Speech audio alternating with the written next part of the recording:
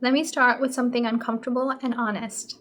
Most of the regrets that I've had in my adult life didn't come from the things that I did, but rather the things I said to the wrong people. Things I shared too early, too openly, and too casually. When you're young, you're encouraged to talk it out and to be open. But somewhere in your 40s, you realize that not everybody listening is rooting for you and not everybody deserves context. So today I want to share with you the 5 things that you should never tell anybody, not because you're closed off, but because you're wiser now. And if you're rebuilding, redefining, recalibrating, or quietly figuring things out in this stage of your life, then this will hit home. So let's get right into it.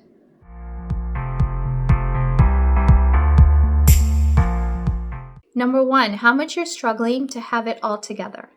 This one is big because after 40, people assume that you're settled. They think you have it all together in your career, your finances, your confidence, and your direction.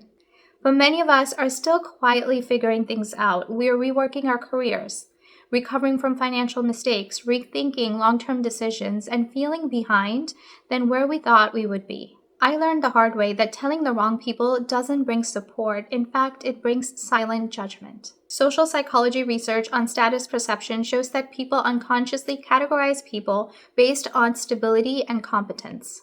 Once you share your struggles, people may not say anything, but they recalibrate how seriously they take you. I remember opening up once in what I thought was a safe conversation. The empathy lasted about 30 seconds, but the shift in tone, it lasted years. So share your struggles with a trusted person or a therapist or someone who has earned that access. Not everyone needs your behind-the-scenes footage. Habit number 2, every detail of your health or stress issues. We all have aches and fatigue and stress and medical appointments and sleep problems. At first, it feels normal to talk about it because everyone else is doing it too. But research on health anxiety shows that repeatedly talking about your symptoms amplifies distress and keeps your nervous system activated. I noticed something years ago. The more I talked about being tired or stressed out, the more people started treating me as fragile. So now I keep it simple. I tell people I'm managing or I'm taking care of it. You see, your health is important, but it doesn't need to become your identity or your introduction.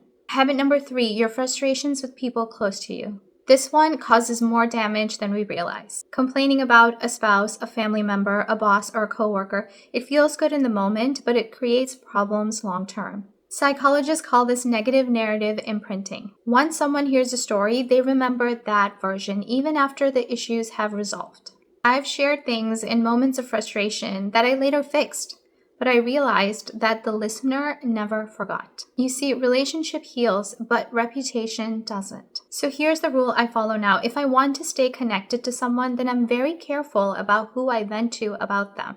Some conversations should be held privately or handled directly. Number 4, your next big move before it's real. This one is especially relevant if you're trying something new later in life. A new job, a career pivot, a lifestyle change, a creative pursuit, or even a side project. Neuroscience shows that talking about your goals too early triggers dopamine release, which tricks your brain into feeling accomplished before actually doing the work. As a result, you lose momentum. I've noticed this in my own life. The goals that I've talked about too early either took the longest to happen, or in some cases, they never happened.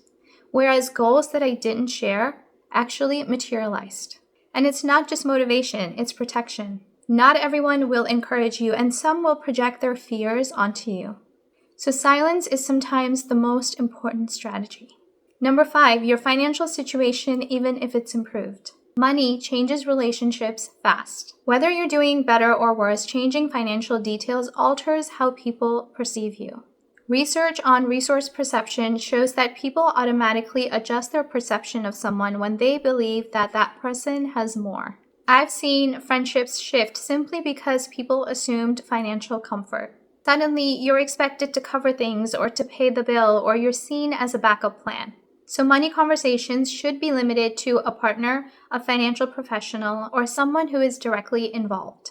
Privacy isn't selfish, it's protective. So you might be asking, if I don't share any of these 5 things, then what do I share? You should share practical lessons that you've learned, encouragement, humor about life, and support for others. And let your stability speak for you. You don't need to explain everything to be real.